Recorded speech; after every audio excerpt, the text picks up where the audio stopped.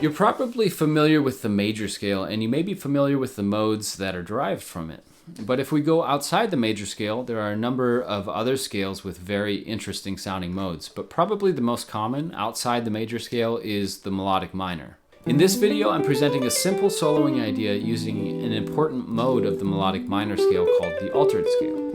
So the altered scale is the 7th mode of melodic minor. So if you take, for instance, C melodic minor,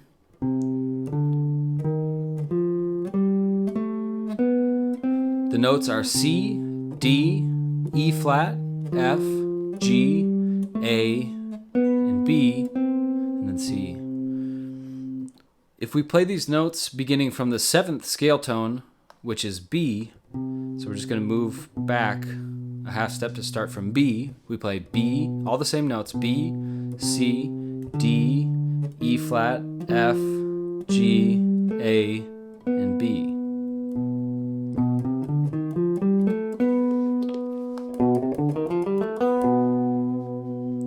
So this creates the B altered scale. And if we analyze the intervals, we discover that this scale includes all the notes that we consider to define the sound of altered 7th chords, which would be the flat 9, the sharp 9, flat 5, and the sharp 5.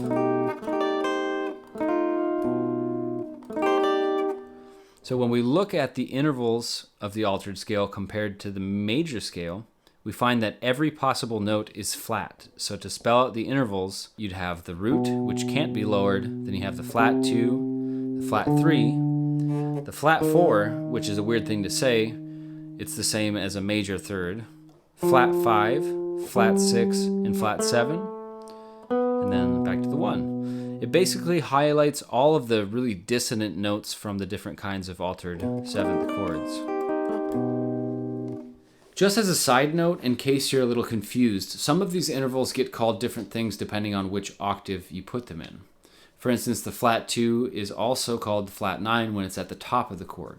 The flat 3 is also called the sharp 9, and the flat 6 is the same as the sharp 5.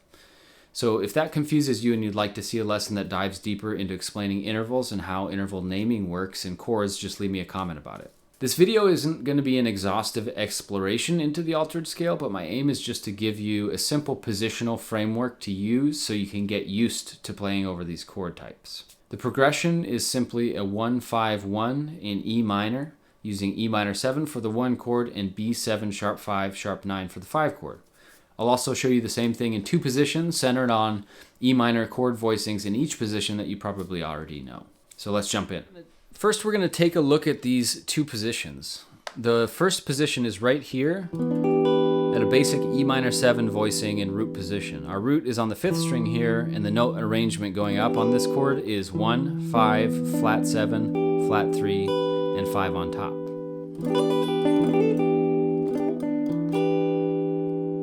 So the 5th of that chord at the 4th string is a B, and this is where we'll begin our first altered scale chunk from.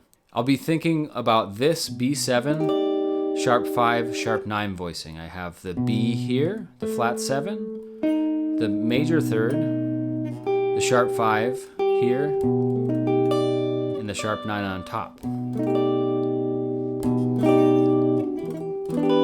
So from B, we'll go to C, D on the 3rd string, E flat, F, then on the 2nd string, G, A, and then on the 1st string, B, C, D.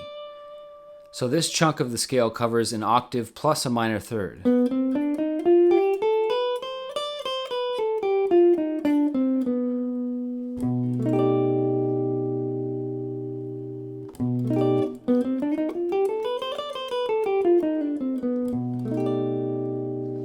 The second position is at the 12th fret. And here we can do an E minor 7 using a 1st finger bar and just our 3rd finger to play the 5th of the chord. And note arrangement here is almost the exact same, just with a root on top as we did over here. So it's 1, 5, flat 7, flat 3, 5, 1. Our B here is on the 5th string, and I'm thinking of this B7, sharp 9, sharp 5, with the sharp 9 here and the sharp 5 on top, as the basis for this position of the altered scale. If we play the same pattern as we did before from B on the 5th string, we go up like this: B, C, D, E flat, F, G, A, B, C, D, C, B, A, G, F, E flat, D, C, B.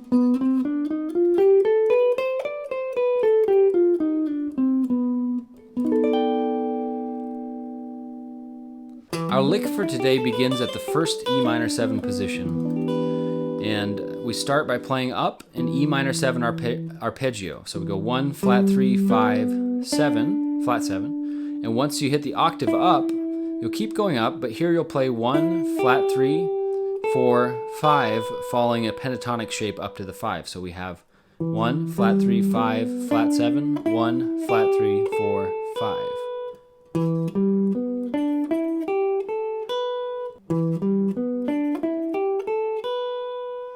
Now our chord changes from E minor 7 to B7 altered.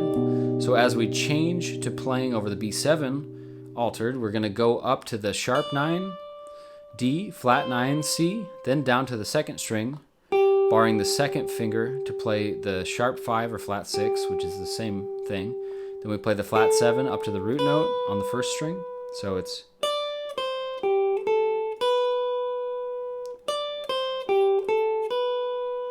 And to finish out the idea, we'll go from the root down a minor 6th to the major 3rd or flat 4th in the scale, and go down from there to the flat 3, flat 2, and root.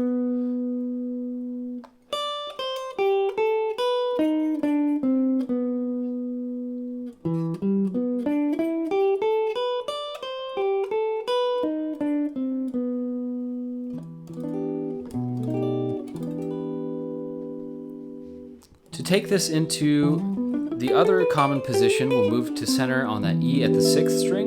And in this position, our chord voicing changes, like I showed you before, to this E minor 7 and this B7 sharp 5 sharp 9. To play the same pattern as before, we'll begin by ascending an E minor 7 arpeggio up from the 6th string. Then we continue up the pentatonic scale, 1, flat 3, 4, 5. And from here the chord changes to the B7 altered, so I'm thinking about the intervals from B now instead of E. So I go up to the sharp 9, the flat 9, sharp 5 or flat 6, flat 7 to the root, then down a minor 6 to the major 3rd, or flat 4, minor 3rd, flat 3, flat 2, 1.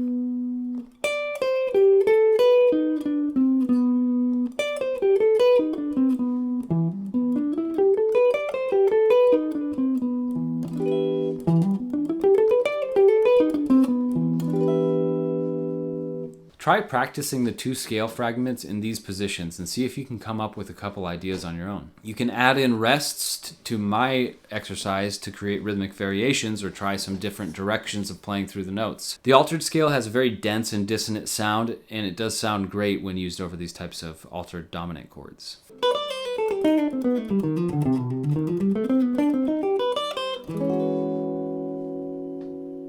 If you enjoyed this video, please check out a free mini course I have available at practicemakesbettermusic.com. It'll walk you through a series of exercises that can help you break out of your go-to pentatonic patterns and work the connections between shapes that you may not be as familiar with.